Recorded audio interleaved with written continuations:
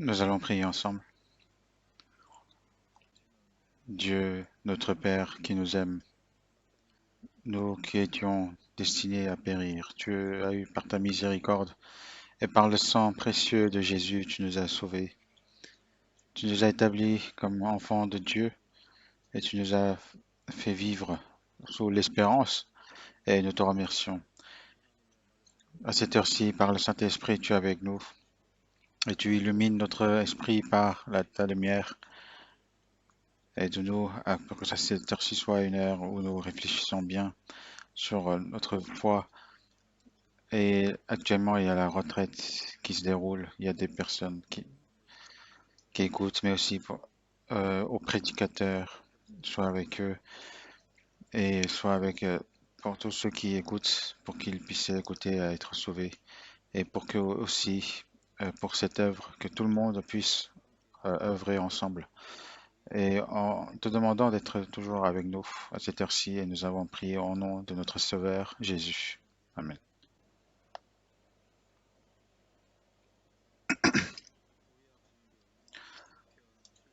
L'Ancien Testament, Somme chapitre 72.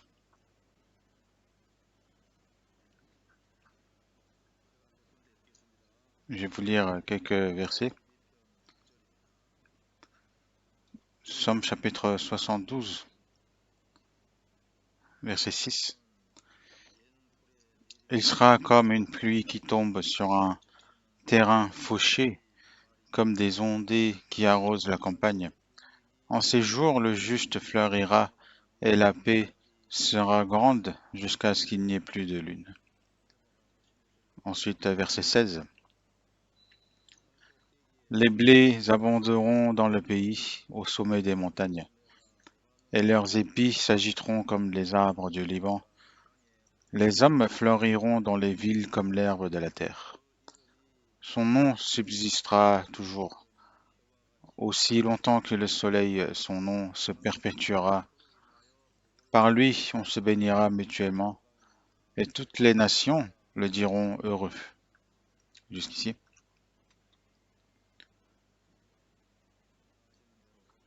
Comme vous le savez, le, la première partie de la retraite a commencé.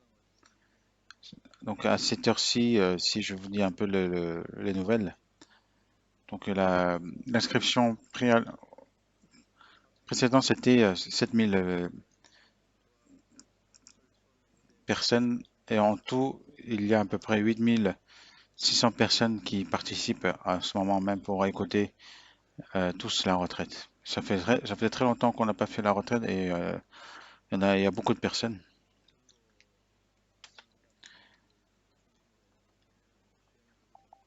Donc il y a, je pense qu'il y a vraiment de nouvelles personnes qui participent à la retraite.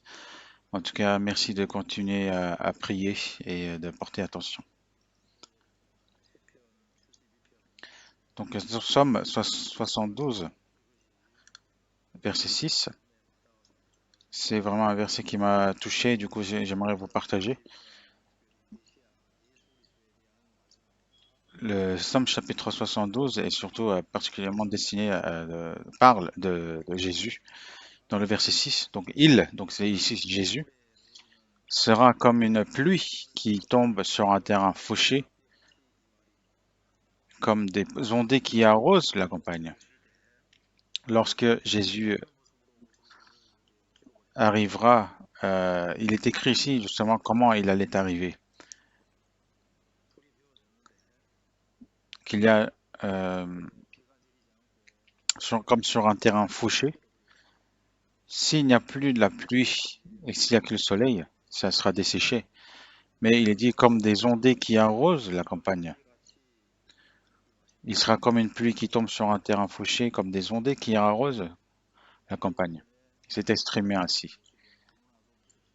Mais le second avènement de Jésus, ça nous fait peur. On va garder cette page-là, et ensuite on va aller voir justement le second avènement de Jésus dans Ésaïe chapitre 66.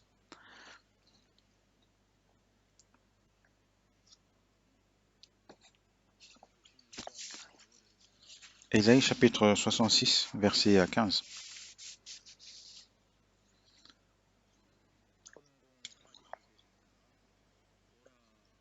Car voici, l'Éternel arrive dans un feu, et ses chars sont comme un tourbillon. Il convertit sa colère en un brasier, et ses menaces en flammes de feu. C'est par le feu que l'Éternel exerce ses jugements, c'est par son glaive qui châtie toute chair, et ceux que tuera l'Éternel seront en grand nombre. Donc on parle ici du second avènement de Jésus. Il est décrit car voici l'Éternel arrive dans un feu. Il viendra sous une forme qui fera peur. Il convertit sa colère en un brasier et ses menaces en flammes de feu. C'est par le feu que l'Éternel exerce ses jugements. C'est par son glaive qui châtie toutes ses chairs, et ceux que tuera l'Éternel seront en grand nombre. Même dans Somme chapitre 116, il est écrit qu'il y aura beaucoup de cadavres. Au second avènement de Jésus, il viendra comme un juge, donc ce sera un, un moment très effrayant.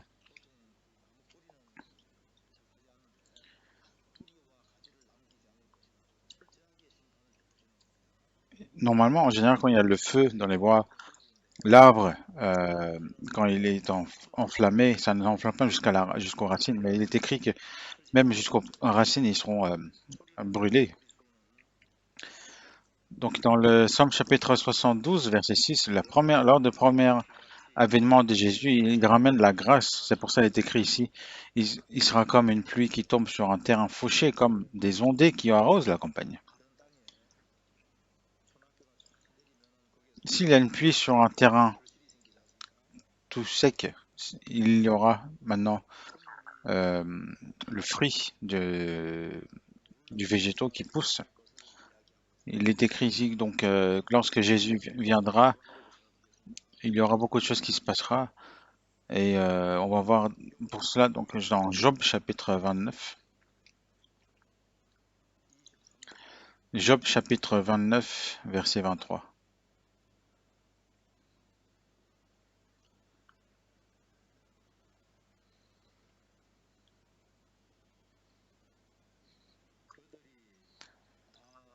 Ils comptaient sur moi comme sur la pluie. Ils ouvraient la bouche comme pour une pluie du printemps.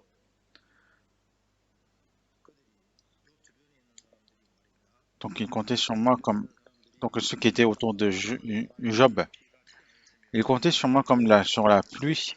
Ils ouvraient la bouche comme pour une pluie du printemps. Donc tous ceux qui étaient proches de Job, leurs soucis se réglaient, donc ils étaient renforcés par la présence de Job.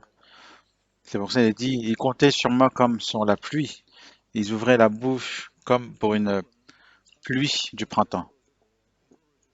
Job donc réglait le problème des gens, il réglait le problème, il leur donnait les solutions. Comme ici, Jésus, Christ, quand il viendra, il arrivera comme une pluie. Donc c'est ça qu'on va réfléchir dessus. Alors pourquoi dans Somme chapitre 72,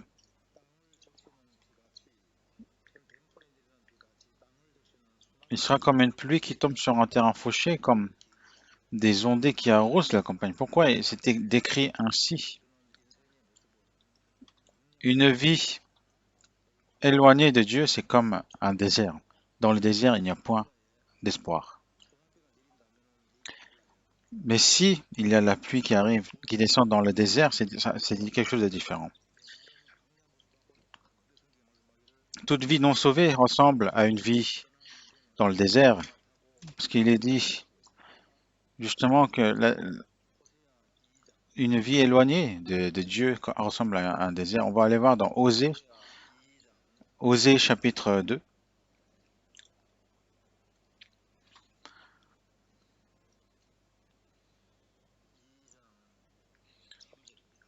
Osée chapitre 2, verset 5.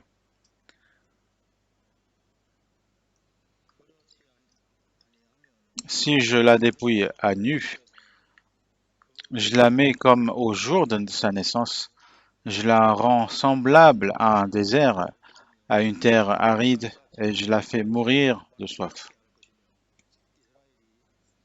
Israël, lorsqu'ils vivaient en mettant derrière leur dos Dieu, Dieu avait pris tout ce qu'il y avait à Israël.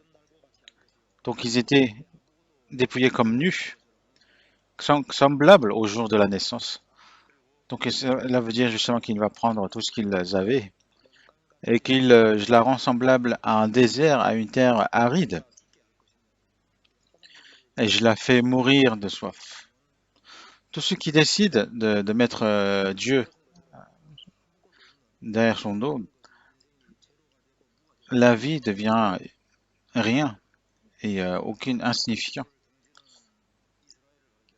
Et en montrant Israël justement qui met à leur dos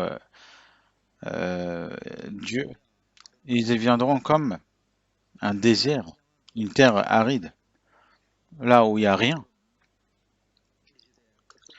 De notre époque, nous sommes à une époque où les âmes sont complètement desséchées envers Dieu. Et s'il n'y a point de pluie dans le désert, la terre d'Israël, il devient vraiment très dur, très sec. Du coup, si on continue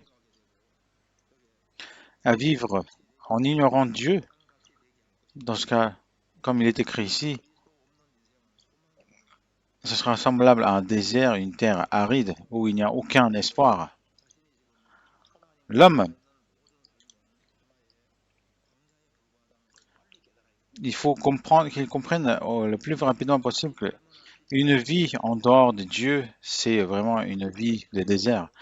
Parce que si on connaît qui nous sommes vraiment, on peut rencontrer Jésus-Christ et comme on rencontre une pluie, on peut résoudre les problèmes. Et dans Ésaïe aussi, il est écrit, pardon, dans Jérémie, il est écrit, il a trouvé grâce dans le désert. Donc si on connaît, on sait dans quel état où nous sommes, si on est, lorsqu'on sait qu'on est pécheur, on peut connaître et comprendre la grâce de Dieu.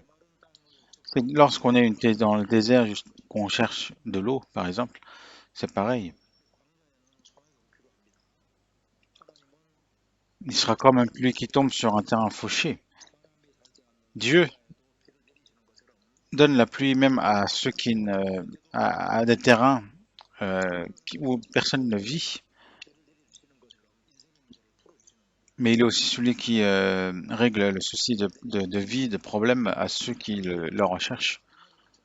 C'est pour ça, il est juste de dire qu'il sera comme une pluie qui tombe sur un terrain fauché.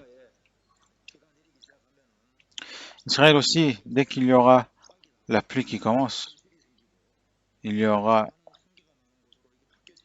des fruits qui vont être portés et notre vie va changer aussi. Comme il est dit, lorsqu'il viendra, il sera comme une pluie qui tombe sur un terrain fauché, comme des ondées qui arrosent la campagne. Donc en regardant Somme chapitre 72, verset 6. Verset 6, il sera comme une pluie qui tombe sur un terrain fauché, comme des ondées qui arrosent la campagne. Mais qu'est-ce que cela veut dire précisément? Cela veut dire qu'il va œuvrer l'évangile dans le verset 12, donc Jésus-Christ, car il délivrera le pauvre qui crie et le malheureux qui n'a point d'aide. Il aura pitié du misérable et de l'indigent, et il sauvera la vie des pauvres. Il les affranchira de l'oppression et de la violence, et leur sang aura du prix à ses yeux.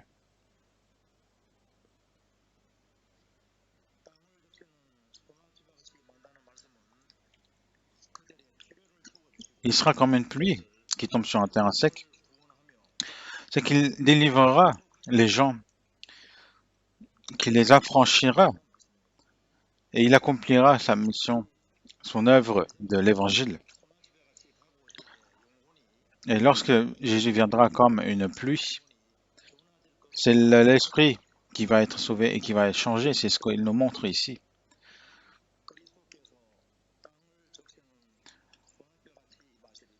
Donc il viendra comme une pluie qui tombe sur un terrain fauché. Ici, c'est une parole de prophétie sur Jésus, même 1000 ans avant Jésus-Christ.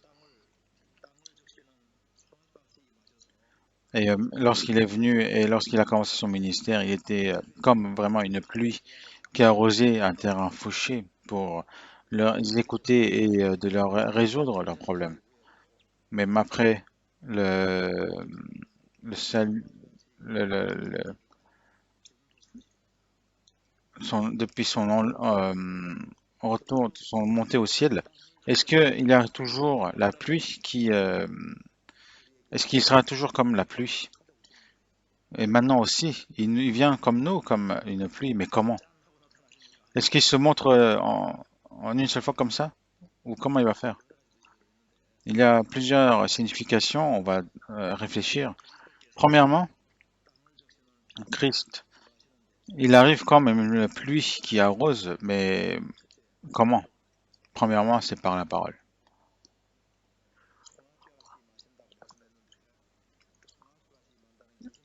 Il arrive comme une pluie qui tombe sur un terrain fauché.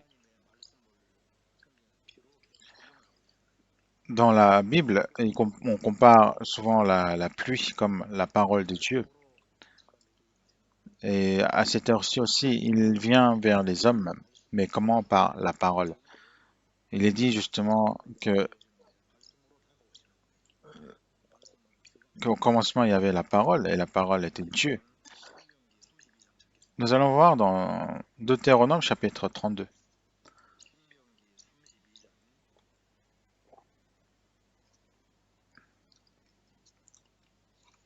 Deutéronome chapitre 32, verset 1.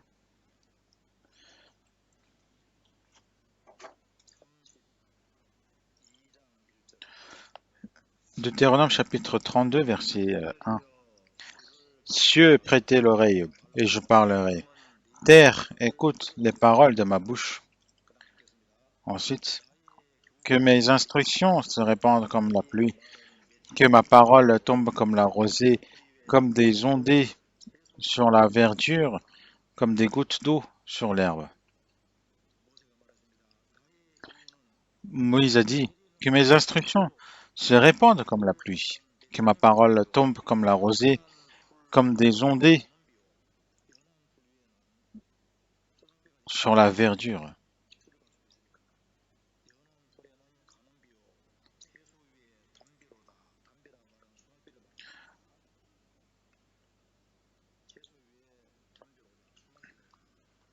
Comme des gouttes d'eau sur l'herbe, comme les ondées.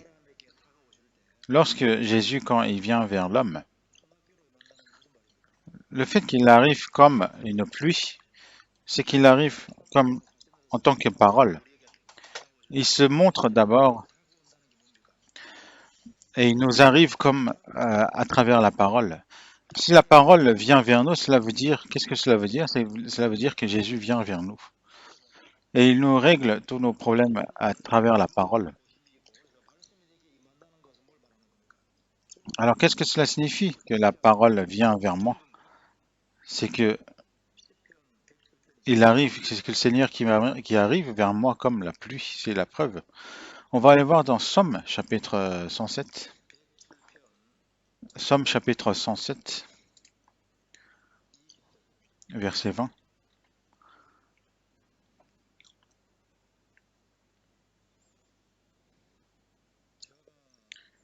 Il envoyait et sa parole, elle est guérie. Il les fit échapper de la fosse.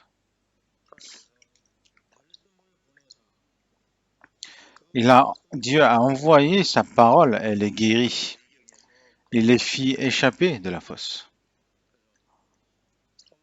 Donc, Saül, lorsqu'il a abandonné la parole de Dieu, le Seigneur aussi l'a abandonné.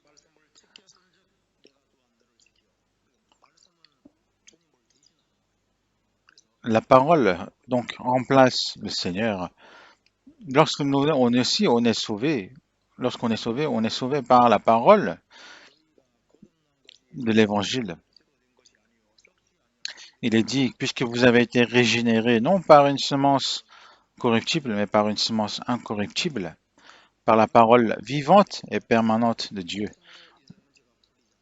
Lorsqu'on continue à apprendre la parole, c'est par la parole qu'on règle les problèmes. Et d'être proche de la parole, c'est d'être proche du Seigneur. Et aussi de faire rapprocher le Seigneur vers moi, c'est la parole aussi. À Israël, lorsqu'il y aura la pluie, il y a la pluie tôt et tardive. Mais pour Israël, c'est très important parce que c'est tout l'été est très sec en Israël. La terre devient vraiment sèche. Israël, pour cultiver, ils ont besoin de la pluie primaire, c'est-à-dire c'est vers le mois du septembre-octobre. Cette pluie va adoucir le terrain et du coup ça facilite l'Israël à cultiver. Euh, Ensuite, en hiver, il y a donc pluie de nuit de l'hiver qui descend, donc les plantes, les végétaux commencent à grandir bien. Et ensuite, il y a les pluies tardives vers le mois de mars-avril. Et c'est ensuite où on récolte. Comme pour cultiver en Israël, ils ont besoin de l'eau. Pour que notre âme, notre esprit puisse être sauvé, c'est pareil. Tous ceux qui vivent euh, en ignorant Dieu, ils ont dans leur cœur comme quelque chose de très compliqué, très dur. Donc ceux qui ne sont pas sauvés, ceux qui n'ont pas reçu la pluie, c'est pareil, ils sont euh, comme une terre aride. Mais dès qu'il y a une pluie, ça adoucit le terrain. C'est comme un peu les 3 premiers jours du séminaire biblique, c'est comme où on prêche la parole de Dieu, c'est comme la pluie, c'est grâce à ces 3 premières paroles que leur cœur devient un peu plus tendre. Mais, mais de nos jours, il est très difficile d'être sauvé par un seul séminaire biblique. Donc, le terrain, c'est que le terrain est vraiment dur. Il faut vraiment l'adoucir. Et ensuite, il grandit, il porte des fruits et les fruits sont maintenant stockés dans le grenier. Donc, la parole de Dieu, c'est comme une graine. Ensuite, Jésus vient vers nous, mais il vient comme une pluie qui descend sur la terre fauchée. Lorsqu'il vient, il nous vient par la parole, et c'est par la parole qu'il nous conduit. C'est pour ça, dans la Bible, on compare la parole comme la pluie.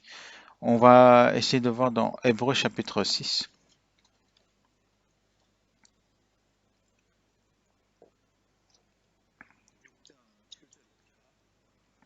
Hébreux chapitre 6, verset 7.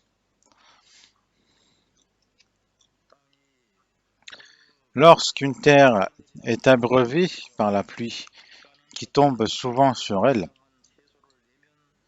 et qu'elle produit une herbe utile à ceux pour qui elle est cultivée, elle participe à la bénédiction de Dieu.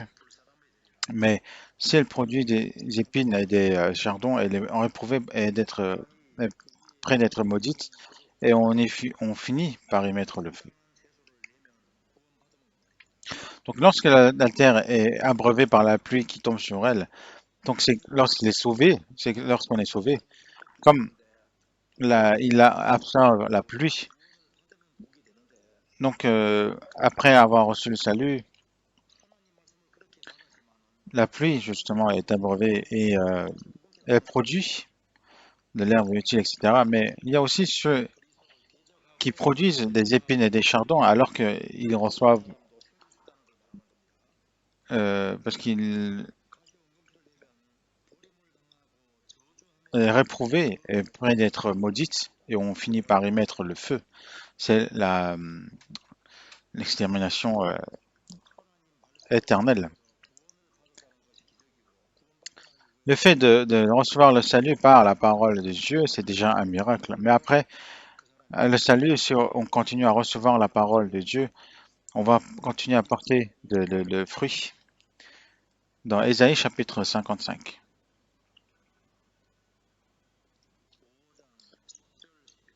versets 10 et 11.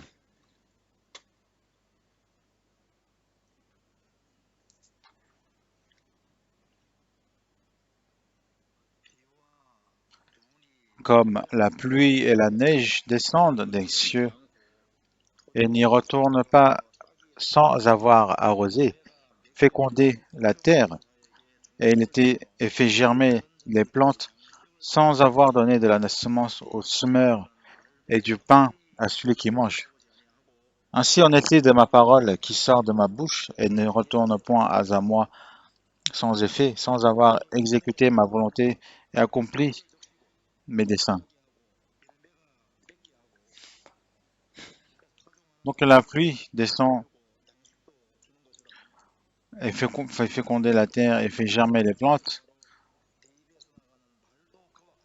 Et ce qui est pareil comme cela, c'est aussi la parole qui sort de ma bouche. Ça veut dire si on montre l'œuvre de Dieu, c'est qu'il sera manifesté. Donc même à nous, lorsqu'il vient vers nous, le Seigneur, il vient comme sous la pluie. Aux deux disciples d'Emmaüs, justement, lorsqu'il les a rencontrés, lorsqu'il les a expliqué la parole, leur cœur avait euh, chauffé. Lorsqu'on est sauvé, il faut continuer à écouter la parole de Dieu parce que sinon le cœur deviendra très aride. Comme recevoir la pluie, il faut recevoir la parole de Dieu. Parce que la terre d'Israël, s'il ne reçoit point la pluie, ça devient très dur et sec. Et le Messie, lorsqu'il arrive, il arrivera comme la pluie. Et il arrive vers nous toujours à travers la parole. Et c'est quoi aussi l'autre signification qu'il arrive par la pluie? La Bible relie aussi la pluie avec le Saint-Esprit. Parce qu'il est dit, or l'espérance ne trompe point, parce que l'amour de Dieu est répandu dans nos cœurs par le Saint-Esprit qui nous a été donné comme la pluie. Dans la Bible, on relie souvent le Saint-Esprit par la pluie. Et lorsque le Seigneur y vient, il y a toujours l'œuvre du Saint-Esprit. Ésaïe chapitre 32,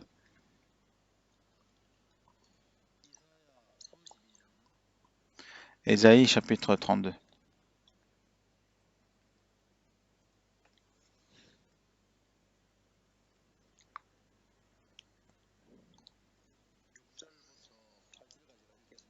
versets 6 à 8. Car l'insensé profère des folies, et son cœur s'abandonne au mal pour commettre l'impiété et dire des faussetés contre l'Éternel, pour laisser à vide l'âme de celui qui a faim et enlever le breuvage de celui qui a soif. Les armes du fourbe sont pernicieuses, il forme des coupables desseins pour perdre les malheureux par des paroles mensongères, même quand la cause du pauvre est juste. Mais celui qui est noble forme des nobles desseins et il préserve dans ces nobles desseins. Il y a deux représentants ici, donc celui qui est insensé et aussi euh, les armes du fourbe.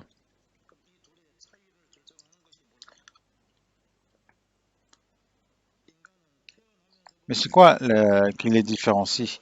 Depuis la naissance, l'homme naît à cause de l'Adam comme un pécheur. Donc tous ceux qui ne sont pas sauvés, ils sont insensés et pernicieuses. Car l'insensé profère des folies et son cœur s'adonne au mal pour commettre l'impudicité et dire des faussetés contre l'Éternel. Et les armes du four sont pernicieuses. Ils forment de coupables desseins pour perdre des malheureux par des projets mensongers, même quand la cause du pauvre est juste. C'est quelque chose qu'on arrive à modifier.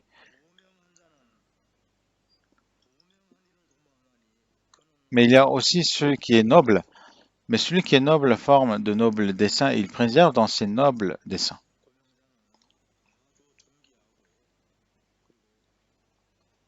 Donc celui qui est noble,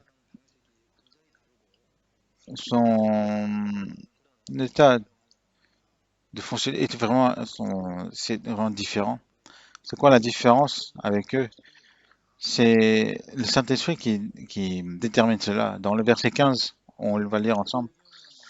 Jusqu'à ce que l'Esprit soit répandu d'en haut sur nous et que le désert se change en verger et que le verger soit considéré comme une forêt.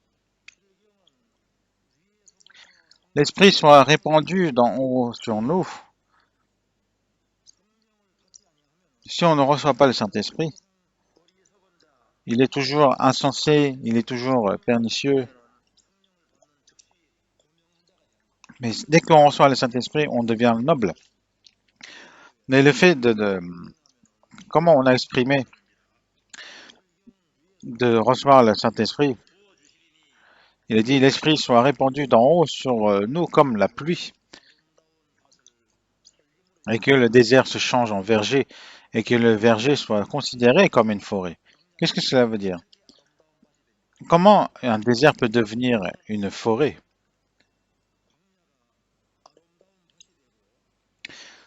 S'il y a une pluie, le désert se change en verger, et que le verger soit considéré comme une forêt. S'il y a beaucoup de pluie, dans ce cas, le, le désert change, il devient vert.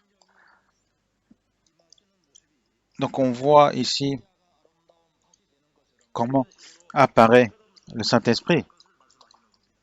Le Saint-Esprit viendra comme la lumière.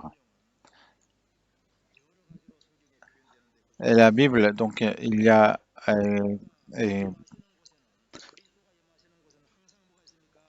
donc il dit que là où il y a le Seigneur, il y a toujours la parole et aussi l'œuvre du Saint-Esprit.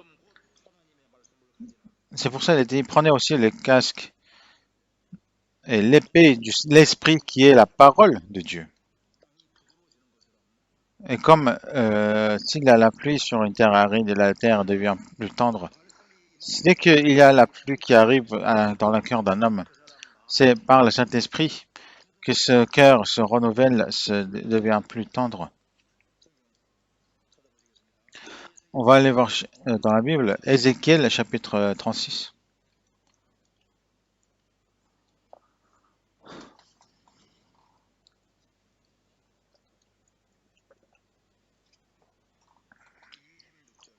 verset 26.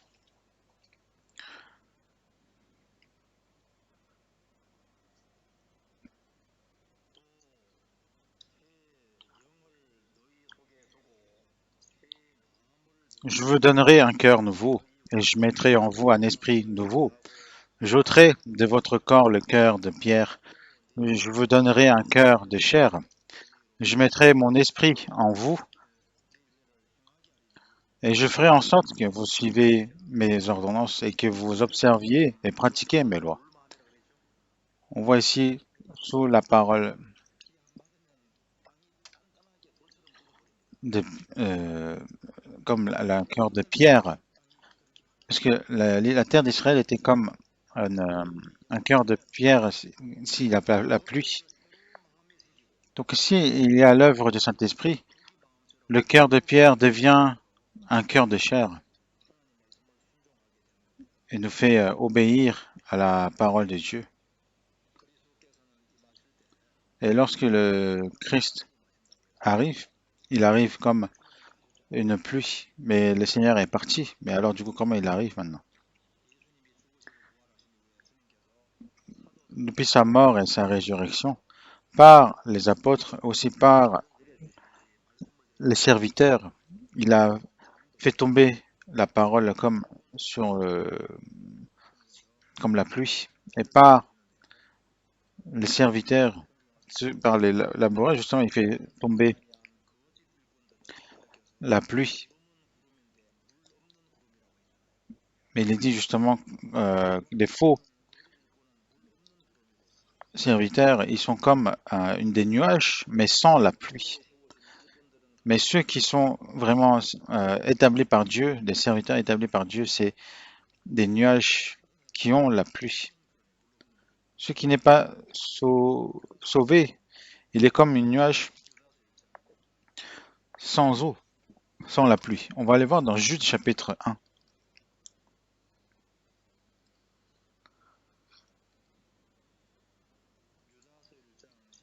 Jude chapitre 1, verset 12.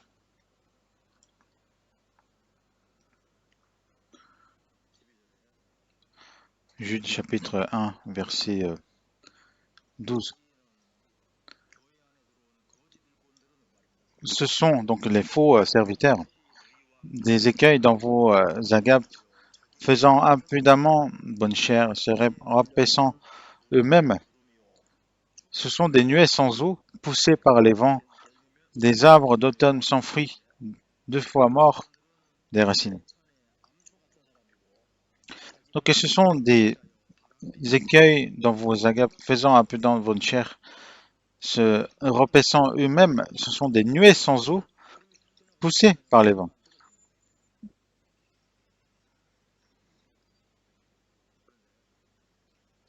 Mais le Seigneur, les serviteurs du Seigneur, ils sont comme, ils sont des nuées, mais pas non des nuées sans eau, mais des nuées remplies d'eau. On va voir dans Job chapitre 37. Job chapitre 37, verset 11.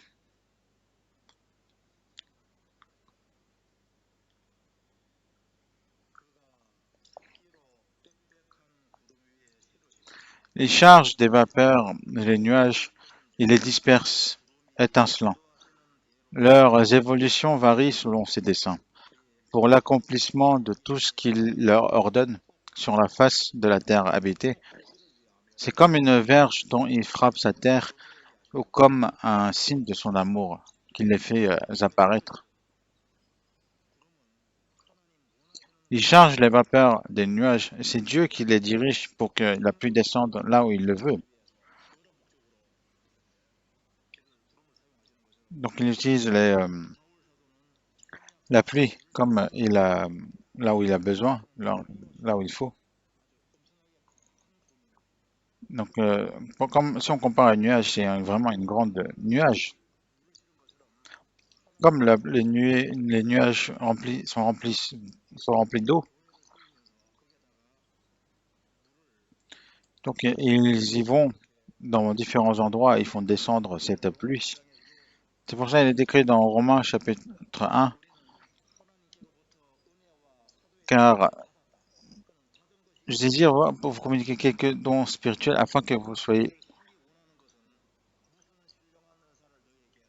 affermis, parce qu'ils ont été établis par Dieu comme apôtres.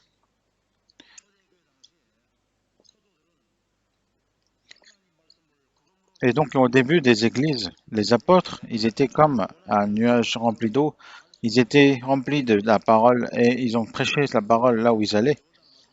Et comme il est écrit aussi que c'est l'apôtre Paul qui a planté et Apollo qui a arrosé.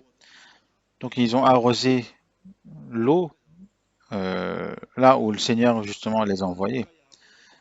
Donc être proche de l'Église, proche de serviteurs de Dieu, ce sont ceux qui sont bénis. Et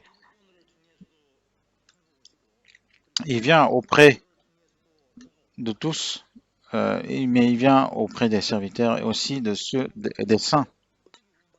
Et nous aussi, quand on est sauvé, comment on est sauvé? C'est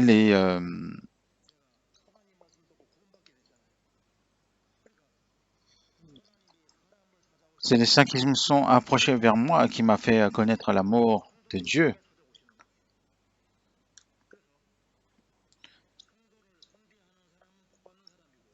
Donc celui qui ignore les uns, les saints, c'est celui qui est malheureux. Et c'est celui qui reçoit les saints, justement, c'est celui qui est béni.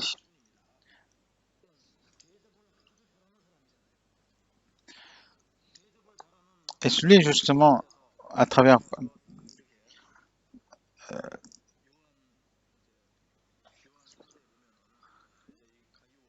on voit Caillot, justement, dans la Bible, dans le 1, 3 Jean, par exemple.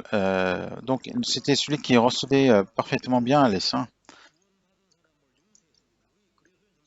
Et Philémon, par exemple, c'était une personne qui a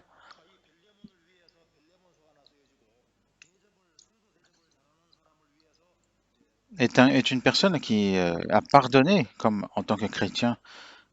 Et aussi Caillot, justement, qui s'est pardonné, qui a recevoir les saints.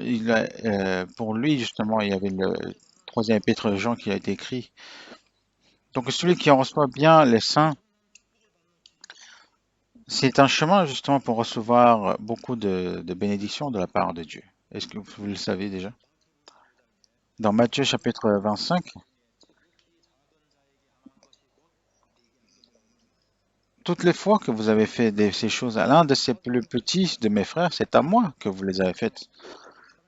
Il est facile de recevoir la bénédiction, parce que Dieu est lui-même la bénédiction, et il est venu dans ce monde en tant qu'homme, c'est Jésus, et il est donc même la définition de bénédiction. Donc, recevoir le salut, c'est une bénédiction, et celui qui reçoit les saints, justement, ça c'est la bénédiction. S'il y a des saints qui arrivent vers chez moi, c'est de la bénédiction qui arrive chez moi. Donc, de servir les saints.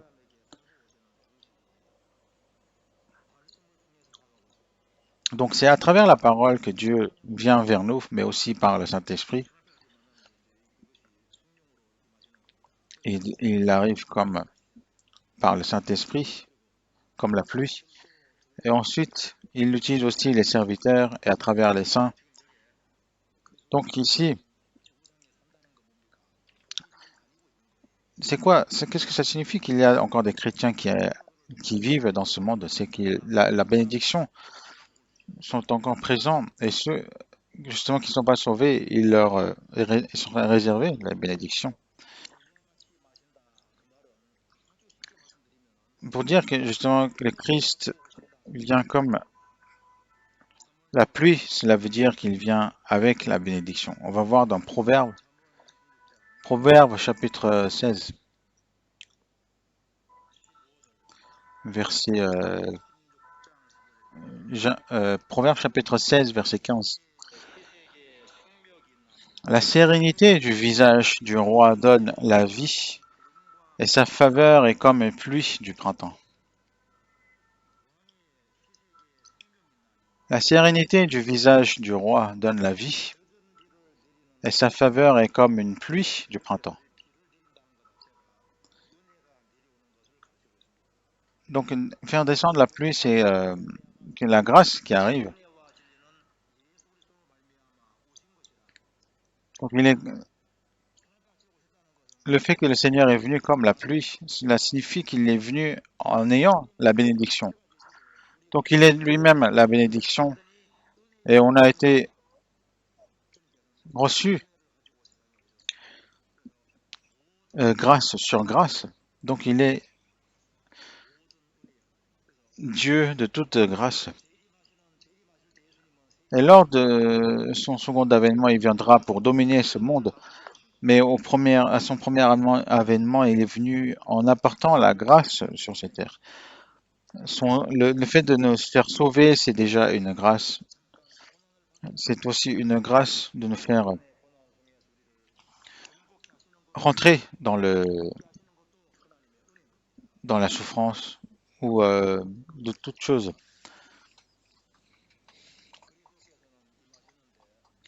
Donc le Christ arrive, il arrive comme une pluie. Mais alors,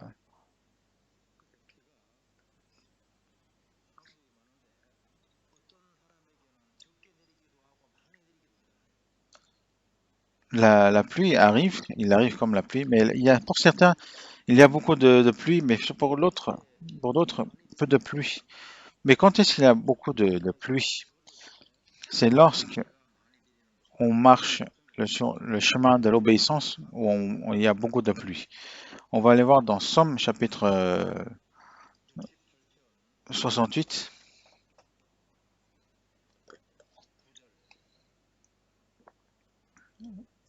chapitre 68, verset 10.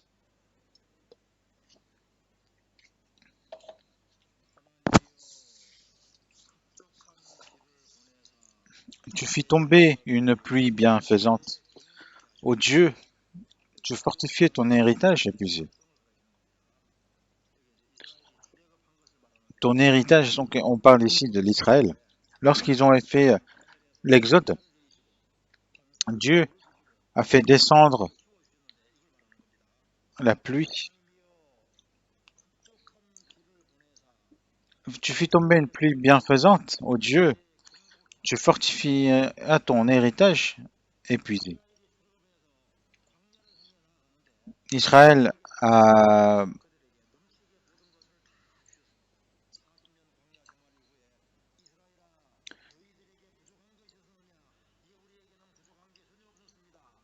Est-ce que à Israël, vous manquez quelque chose? Non. Il répond non, on n'a pas besoin. Sur le chemin où il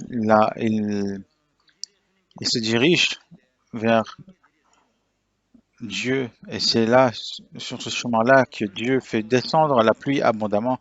C'est là où il y a aussi l'œuvre du Saint-Esprit et du Dieu. Et une autre chose, lorsqu'on aime de tout notre cœur le Seigneur, c'est là qu'il nous fait descendre beaucoup de pluie. Dans Somme chapitre 143, verset 6, il est écrit, j'étends mes mains vers toi, mon âme soupire après toi comme une terre desséchée. Celui qui aime le Seigneur de tout son cœur, et il sera comme une terre desséchée, et c'est à lui que Dieu fait descendre la pluie. Et il lui fait connaître l'œuvre de Dieu, et il lui donne la parole.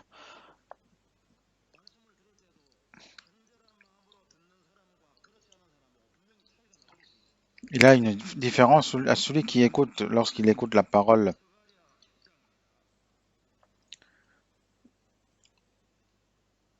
euh, avec ardeur ou non. On va aller voir dans Zacharie chapitre 10. Zacharie chapitre 10, verset 1. Zacharie chapitre 10, verset 1. Demandez à l'Éternel la pluie du printemps. L'Éternel produira des éclairs et il vous enverra une abondante pluie. Il donnera à chacun de l'herbe dans son champ. Demandez la pluie du printemps. L'Éternel produira. Demandez à l'Éternel la pluie du printemps. L'Éternel produira des éclairs et il vous enverra une abondante pluie.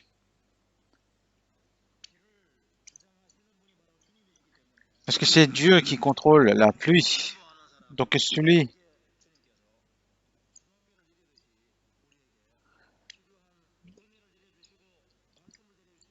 Dieu fait descendre la pluie comme la descente justement du Saint-Esprit. Mais quand est-ce que où il y a beaucoup de pluie, c'est la vallée des larmes. Lorsque tout marche bien, lorsque tout fonctionne bien, comme notre cœur est un peu concentré, il y a la parole de Dieu ne rentre pas vraiment bien. Et on ne sait pas du tout si le Seigneur est à côté, en fait. Mais lorsqu'on est dans les difficultés, dans les souffrances, c'est là où on fait l'expérience de cette pluie. Le Somme chapitre 84, verset 6, que vous connaissez bien.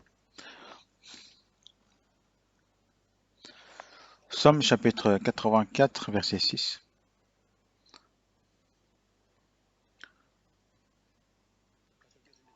On va lire ensemble.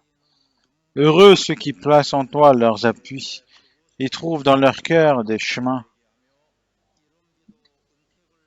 de tracés.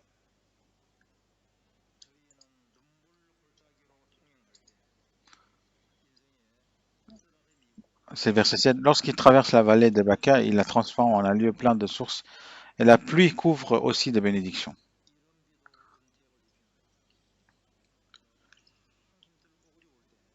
Lorsqu'on est vraiment dans une situation de difficulté, là où c'est vraiment le plus difficile, le Seigneur arrive comme la pluie et on fait l'expérience de cette pluie-là. Et aussi, quand est-ce que Dieu nous donne, dans quelle situation nous donne la pluie? Celui qui se soumet à 100% à Dieu, à celui qui se prosterne devant Dieu, il lui donne la pluie. Ce n'est pas à ceux qui vivent comme il veut. Il ne peut pas savoir comment le Dieu fonctionne. On va voir dans Zacharie, chapitre 14.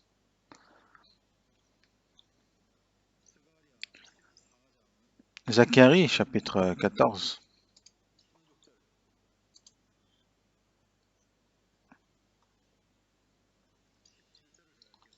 verset 17.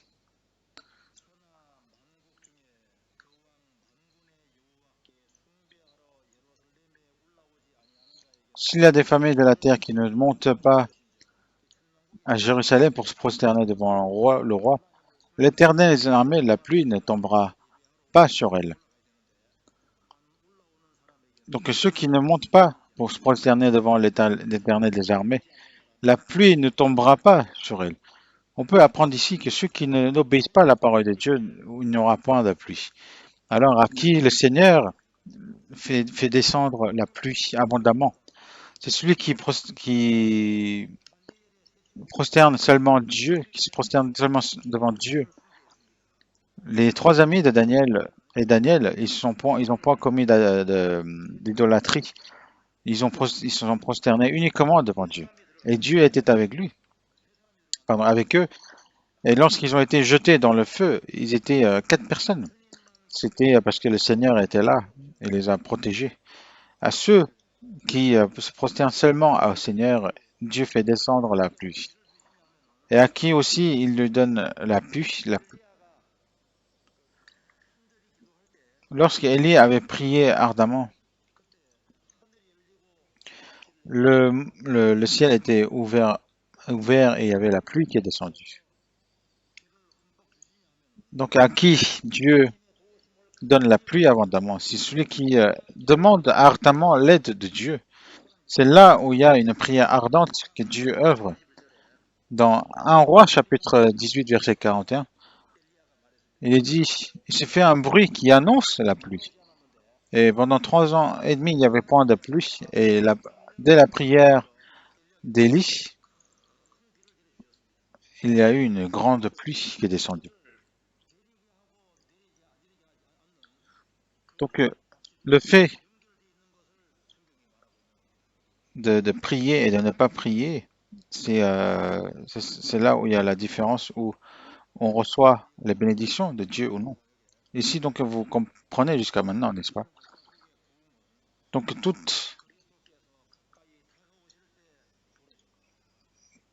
toute histoire de l'évangile qui se sont propagés vivement, c'était lorsqu'il y avait la venue du Seigneur par la pluie. On va voir dans Proverbes chapitre 10, verset 4.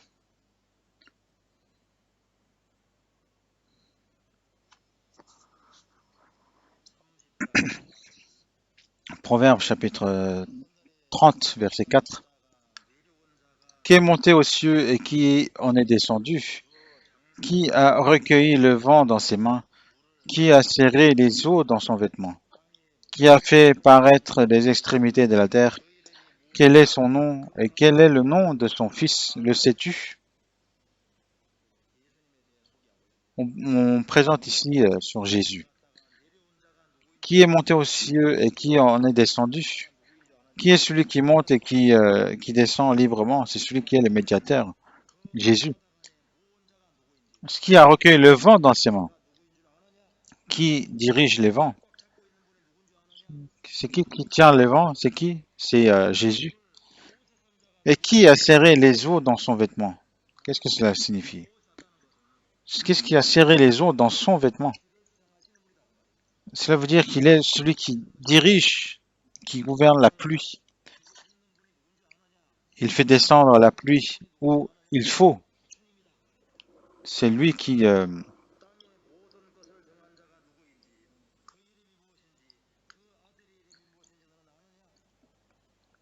et qui a fait paraître les extrémités de la terre? Quel est son nom? Quel est le nom de son fils? Le sais-tu?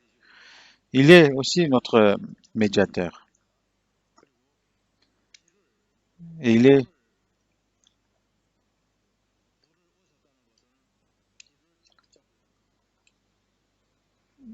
Et le fait qu'il a serré les eaux dans son vêtement, c'est qu'il détient la pluie. Mais pourquoi on parle de cela? Parce que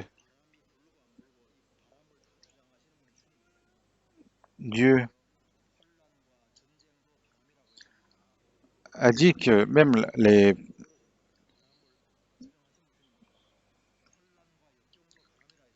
difficultés et les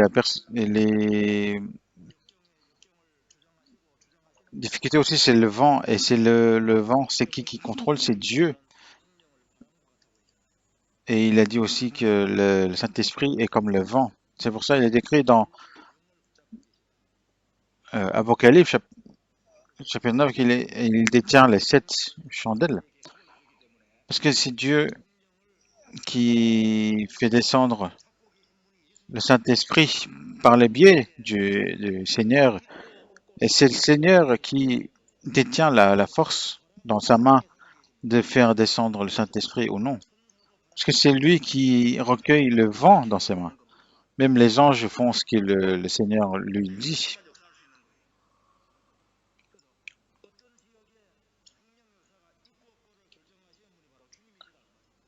Et c'est le Seigneur qui décide. Et qui a serré les eaux dans son vêtement? C'est le Seigneur qui gouverne la pluie, qui fait descendre la pluie à certains endroits où à certains endroits il n'y a point de pluie. C'est le Seigneur qui décide. Et c'est le Seigneur qui décide s'il fait descendre la pluie ou non.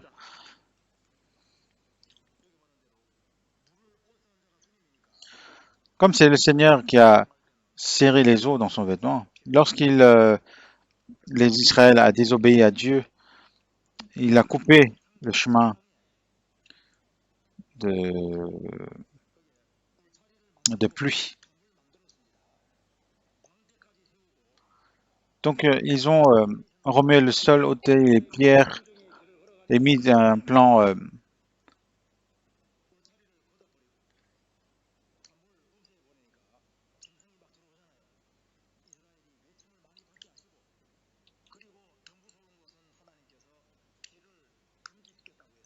Et en fait, ce qui fait encore plus peur, c'est Dieu qui fait cesser la pluie, et c'est ça qui fait le plus peur. On va voir dans Ésaïe chapitre 5.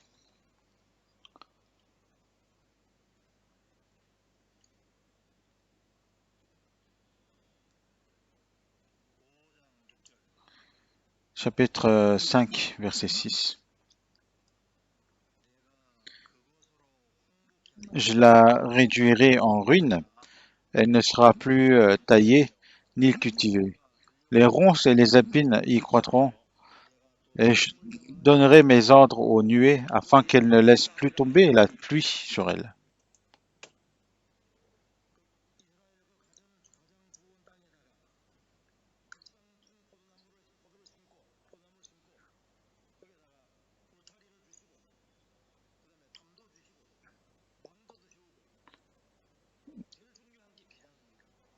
Pardon, c'était chapitre 5, verset 2. Il remet le tas les pierres, il mit un plan délicieux, il bâtit une tour au milieu d'elle, il y creusa aussi une cuve.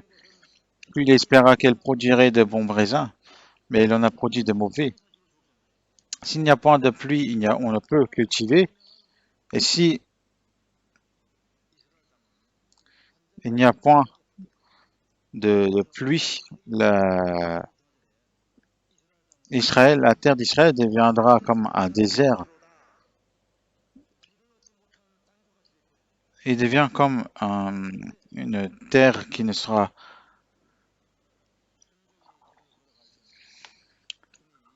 comme sera désert. Mais si on suit le chemin de l'obéissance, le Seigneur arrivera comme le Messie, comme la pluie. C'est parce que l'Israël a marché sur la voie de désobéissance qu'il n'y avait point de pluie et leur terre était dévastée. Mais lorsqu'ils redirigent maintenant vers le Seigneur, c'est là la situation change. Dans Somme, chapitre 74, verset 3.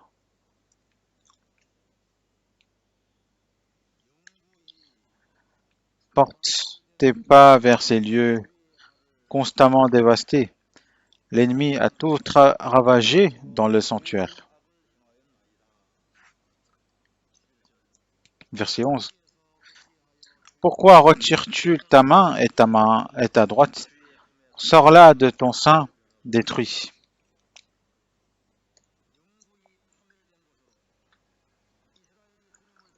Porte tes pas vers ces lieux constamment dévastés. Comme ils ont eu point de pluie, leur lieu était constamment dévasté.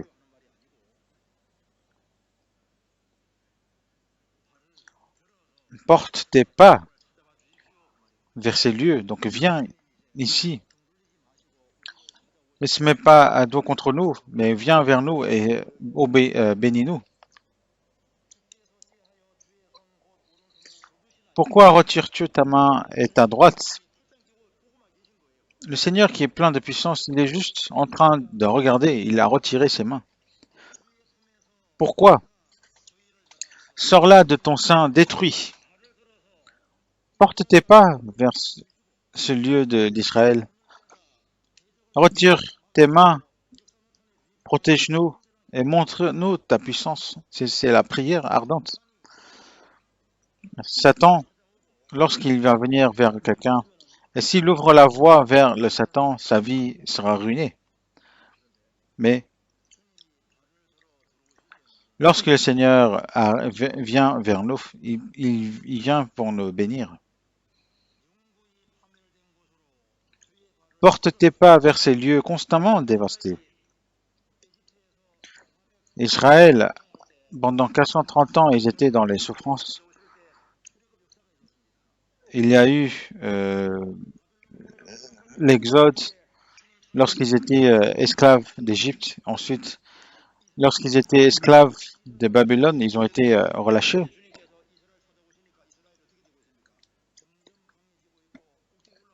Et Israël était ravagé.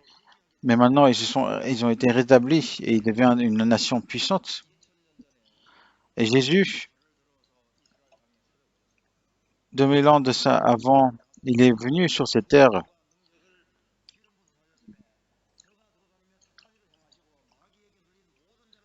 Il a dit, vous savez comment Dieu a oint du Saint-Esprit et de force Jésus de Nazareth, qui allait de lieu en lieu faisant du bien, en guérissant tous ceux qui étaient sous l'empire du diable, car Dieu était avec lui. Lorsque Jésus a accompli son ministère, il avait beaucoup de miracles. Et aussi, à l'époque de début de l'Église, pour les apôtres aussi, Dieu était avec eux. Et aussi pendant la réforme de la religion, il y a eu beaucoup de l'évangile qui s'est propagé activement. Et aussi, lorsque le Seigneur vient, franchit le pas, il arrive comme la pluie. Et c'est ce qui se passe aussi dans notre Église, dans la Bible.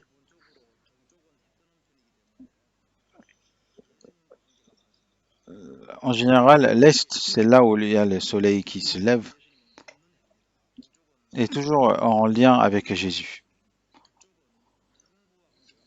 Le Nord, c'est en lien avec le Saint-Esprit. Dans le Somme, chapitre 75, il est écrit: Car ce n'est ni de l'Orient, ni de l'Occident, ni du désert que vient l'élévation, mais où? Donc vers le Nord. Et dans Ésaïe, chapitre 14 aussi, il est dit: À l'extrémité du septentrion. Dans Lévitique aussi, on parle du Nord. Et lorsque l'apôtre Paul a voulu aller vers l'Orient, il l'a fait diriger vers l'Occident. Et l'évangile a commencé par l'Occident et est revenu vers l'Orient. Et ici aussi, la péninsule de la Corée, ici aussi, le Seigneur est vraiment très actif. C'est pour ça qu'il est écrit dans Isaïe chapitre 66 que le ciel est mon trône et la terre mon marchepied. La terre est son marchepied. Qu'est-ce que cela veut dire?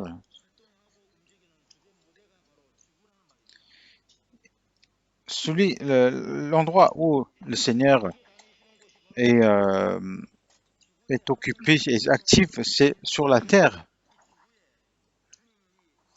C'est sur cette terre qu'il est en train qu'il marche souvent.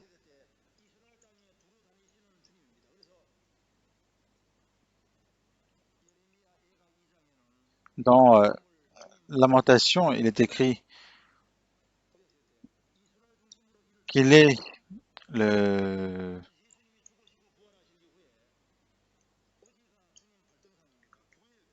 le sol de ses pieds, c'est où? C'est l'Église. Donc parmi nous, il est dans parmi nous de ceux qui sont sauvés et il travaille activement. Donc il y a eu beaucoup de personnes qui sont sauvées dans notre pays, mais aussi dans le monde entier. Et les retraites sont toujours en cours. Mais pourquoi il y a toujours continuellement des personnes qui sont sauvées? Parce que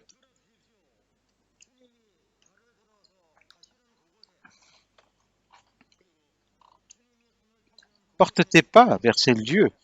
Et là où il y va, il y a son œuvre qui se manifeste. Lorsqu'il arrive comme la pluie, il y a la parole qui va, et il y a le Saint-Esprit qui va aussi. C'est pour ça qu'il y a l'œuvre du salut des personnes et l'œuvre du changement de ces personnes. Et il est en nous, parmi nous, il y a le Saint-Esprit qui œuvre à travers. Retournons à Somme chapitre 72,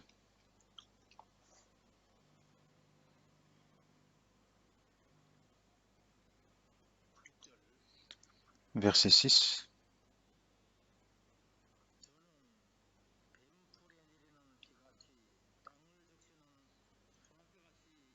Il sera comme une pluie qui tombe sur un terrain fauché, comme des ondées qui arrosent la campagne. Verset 16.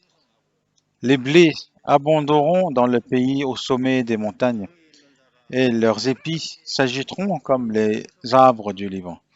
Les hommes fleuriront dans les villes comme l'herbe de la terre. Donc le Christ, lorsqu'il arrivera comme la pluie. Les blés abonderont dans le pays, au sommet des montagnes. Est-ce qu'au sommet des montagnes, il y a des, des épis? Non. Mais si c'est le Christ vient là, s'il fait descendre la pluie, le soleil, même au sommet des montagnes, les blés abonderont dans le pays. Donc le Seigneur, s'il œuvre, même dans des endroits où on n'a point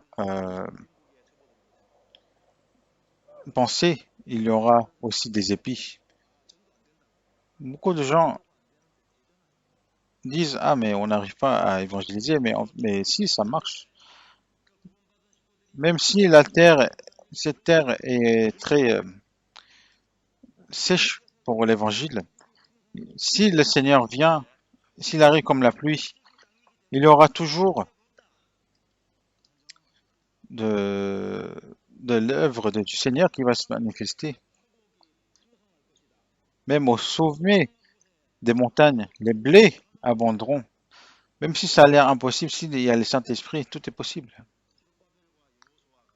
Zorobabel et Josué. Donc, après le retour de Babylone, ça avait l'air impossible de reconstruire le temple, mais au final, ils ont fait. Mais il est dit, car ce n'est ni par la puissance, ni par la force, mais c'est par mon esprit. Qui es-tu, grande montagne devant Zorobabel? Tu seras aplani. Même s'il y a un problème comme une montagne, Dieu fait changer, aplanir cette montagne pour que l'impossible devienne possible. Jésus nous a dit que si vous aviez la foi comme un grain de sénévé, vous diriez à cette montagne, transporte-toi d'ici là, et elle se transporterait. Rien ne vous serait impossible. Que même si une chose qui a l'air impossible deviendra impossible.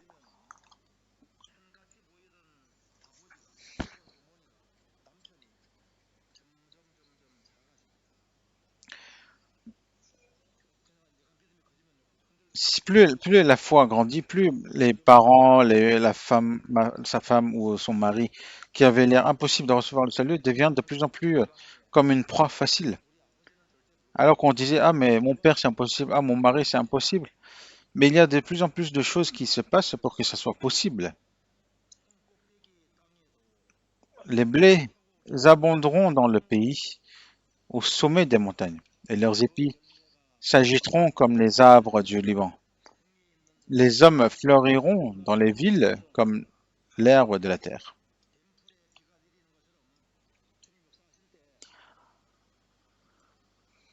Comme le Seigneur arrivera comme la pluie qui arrive sur une terre aride, il arrivera qu'il y aura les blés qui abonderont dans le pays, et ce sera même au sommet des montagnes euh, qui sera abondant. S'il y a beaucoup de fruits, si on porte beaucoup de fruits, ça peut être une grande joie pour Dieu lorsqu'une personne sera sauvée, lorsque cette personne se remettra à Dieu,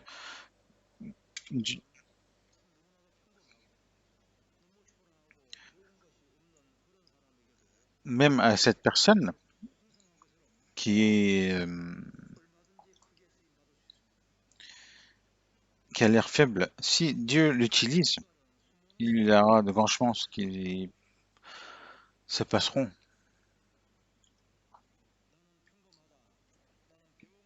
Ah, mais je suis normal, j'ai pas beaucoup d'éducation. Mais il y a une chose qui est plus importante que toutes ces choses, c'est est-ce que le Seigneur est avec moi? S'il est avec moi, bah alors, même au sommet des montagnes, les blés abonderont. On peut se dire, mais qu'est-ce que je vais faire moi, qui ne suis rien? Non, ce n'est pas ça. L'enfant qui a ramené 2 poissons et 5 pains à Jésus, Jésus l'a nourri à plus de 5000 personnes. Dès que ça sera entre les mains du Seigneur, on peut faire de grandes choses, de grandes œuvres. On peut être grandement utilisé, même dans les sommets des montagnes.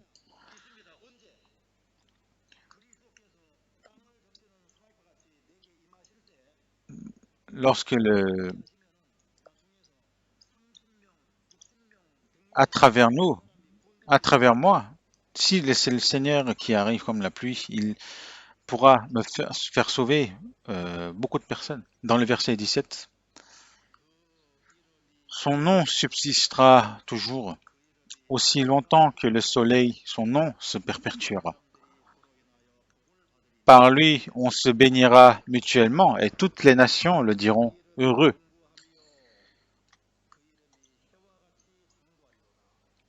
Son nom subsistera toujours. Aussi longtemps que le soleil, son nom se perpétuera. C'est un nom éternel. Ici, il est dit que son nom comme le soleil. L'effet du soleil est mondial. L'effet du nom du Seigneur est mondial. Il n'y a personne qui ne peut être affecté par le soleil.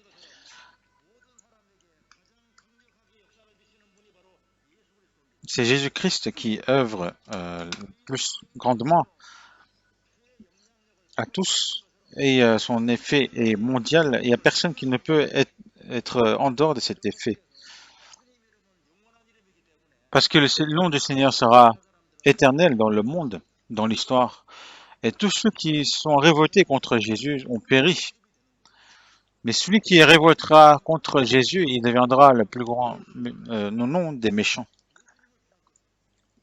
Alors pourquoi Judas l'Iscario, justement, son prénom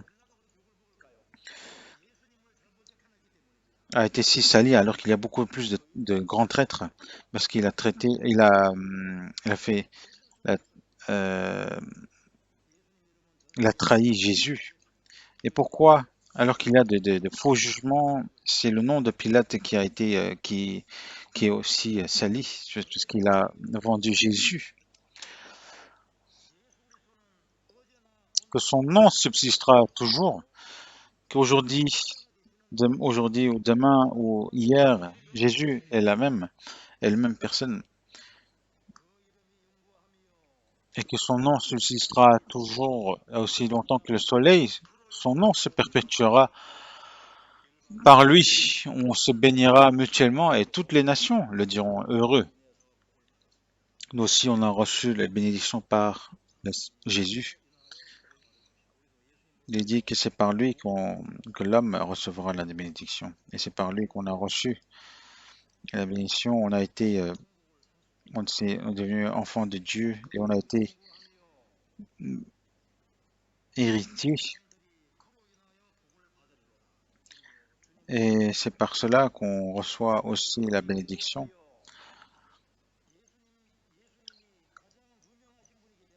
Parce que Jésus est celui le plus connu. Et donc tous ceux qui sont issus de lui sont tous aussi connus. Pourquoi? Parce que nous sommes les chrétiens. 2 Corinthiens chapitre 6,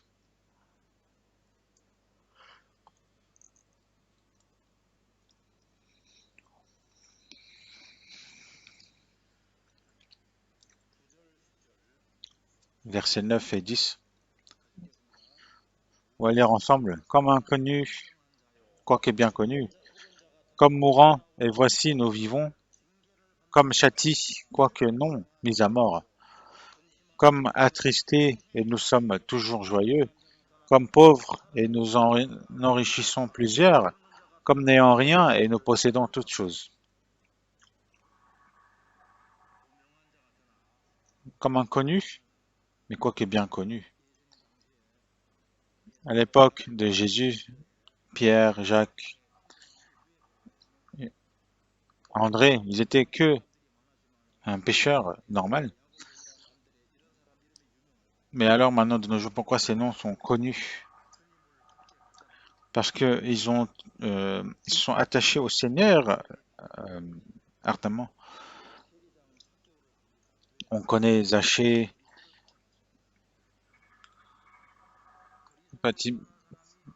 Bartimhéo, parce que ils se sont aussi attachés à Seigneur. Ils sont attrapés au Seigneur.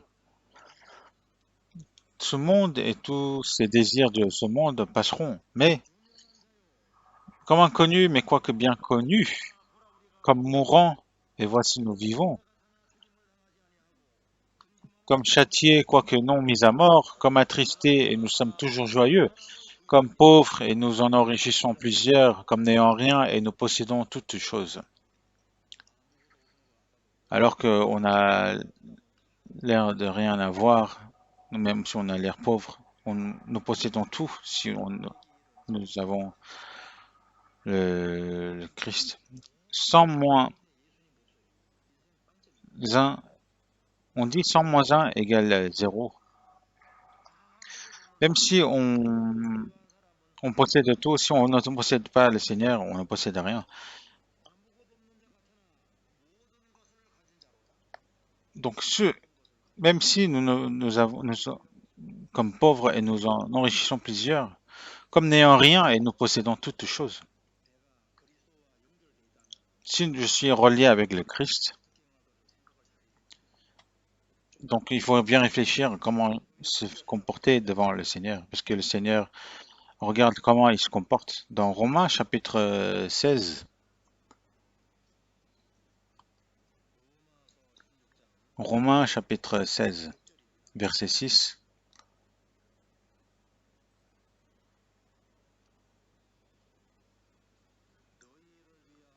Saluez Marie qui a pris beaucoup de peine pour vous. Marie qui a pris beaucoup de peine pour vous. Dans le verset 12, saluez Tryphène et Tryphose qui travaillent pour le Seigneur. Saluez Perside, la bien-aimée qui a beaucoup travaillé pour le Seigneur. Qui travaillait pour le Seigneur et la bien-aimée qui a beaucoup travaillé pour le Seigneur. Dans le verset 3 aussi. Saluez Prisca et Aquilas, mes compagnons d'œuvre en Jésus-Christ, qui ont exposé leur tête pour sauver ma vie. Ce n'est pas moi seul qui leur rend grâce, ce sont encore toutes les églises des païens. C'est en Seigneur, donc il y a ceux qui travaillent, ceux qui ont beaucoup travaillé, ceux qui ont beaucoup travaillé et aimé, et ceux qui ont aussi exposé leur tête pour sauver les autres.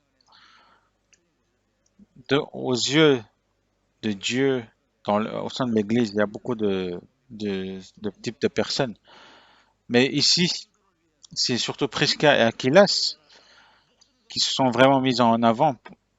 Pourquoi? Parce qu'ils ont exposé leur tête pour sauver, mais aussi pour l'évangile. C'est ça qui est important d'être prêt à donner sa vie. Somme chapitre 72. Somme chapitre 72, verset 14.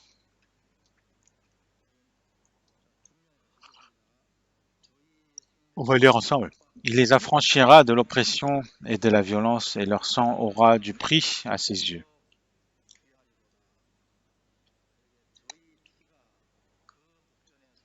Et leur sang aura du prix à ses yeux. Le Christ est venu dans ce monde et œuvre aussi maintenant. Il y a beaucoup de choses qu'il considère précieux, et leur sang aura du prix à ses yeux.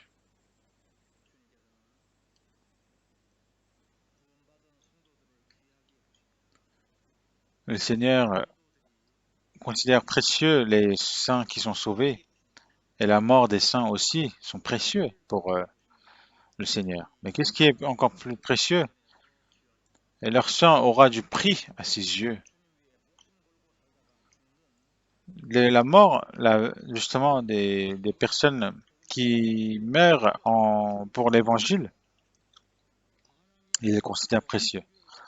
Lorsqu'Étienne a été lapidé en prêchant l'évangile, le Seigneur s'est levé. Alors qu'il est assis à la droite de Dieu, il s'est levé, il a reçu Étienne. Combien il a considéré précieux cet sacrifice pour qu'il se lève de son trône.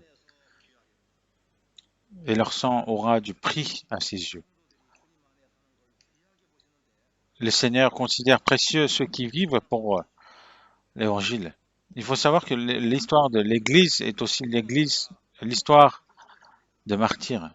Par- Pierre a été cruci- crucifié à l'envers et Paul, pour prêcher l'évangile, il est parti jusqu'à Rome et a prêché son évangile. Ensuite, il a été décapité.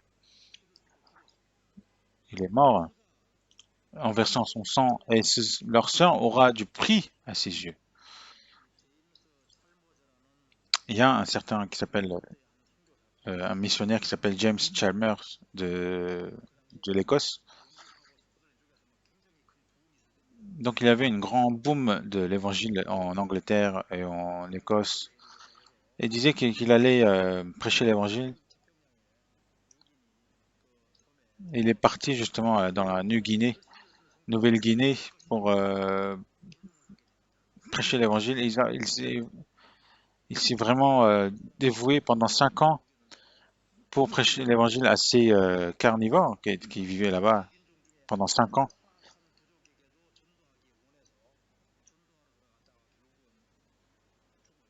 Mais il était vraiment considéré comme une personne très importante et il n'y avait plus de carnivores, mais il est allé jusqu'à prêcher l'évangile dans un endroit qui était vraiment connu pour les carnivores et il est allé quand même et il a été tué ainsi là-bas. Il s'est fait manger. Mais il est dit que leur sang aura du prix à ses yeux. La Bible nous dit, sois fidèle jusqu'à la mort et je te donnerai la couronne de vie. Sois fidèle, mais jusqu'à la mort. Ce que Dieu regarde le plus précieux, c'est de bien travailler dans le Seigneur, de bien travailler, d'aimer. Mais ce qui est le plus grand, c'est de mettre sa vie pour l'Évangile.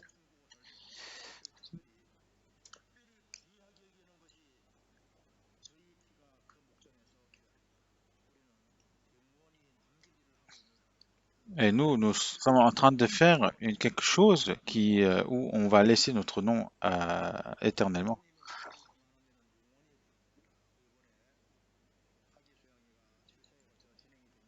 Donc il y a la retraite de l'été qui va se diriger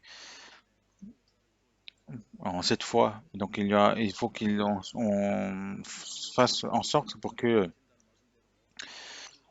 le, que ça se fasse le, le mieux possible. Et il y a déjà les pas de Dieu qui est dessus et il les fait descendre la pluie. Porter attention, beaucoup d'attention dessus et considéré comme important et accompagné aussi par la prière et attention. On va prier ensemble. Dieu notre Père, qui est miséricordieux, merci de nous avoir sauvés par ton sang précieux. Merci de nous avoir sauvés et de nous avoir bénis. Et jusqu'à présent, il y a beaucoup de personnes qui ne connaissent pas encore ton évangile, mais aide-nous pour ils puissent connaître ton évangile et être sauvés. Et sois avec nous jusqu'à la fin de cette retraite pour que tout puisse se dérouler sans souci et qu'il y ait beaucoup de personnes qui puissent être sauvées et ainsi que seul ton nom sera glorifié et loué. Et pour cela, utilise-nous grandement et nous avons prié au nom de notre Seigneur Jésus. Amen.